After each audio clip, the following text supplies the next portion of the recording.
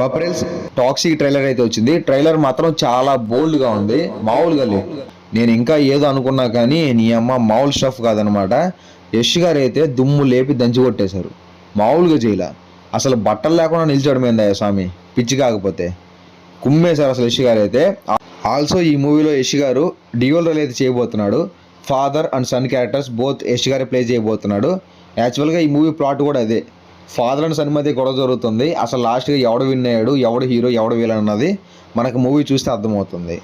But Yash గారి character మాత్రం చాలా డిఫరెంట్గా ఉంది. అంటే చాలామంది అమ్మాయిలను లవ్ చేస్తున్నాడు, చాలా మంది కోసం తిరుగుతున్నాడు, సంథింగ్ ఈజ్ ఫిషీ.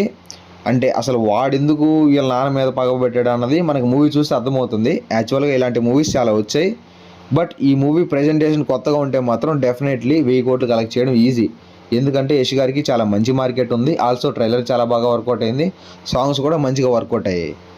సో నాకైతే ఈ మూవీ మంచిగా ఉంటే 1000 కోట్లు ఈజీగా కలెక్ట్ చేస్తుంది అని అనిపిస్తుంది.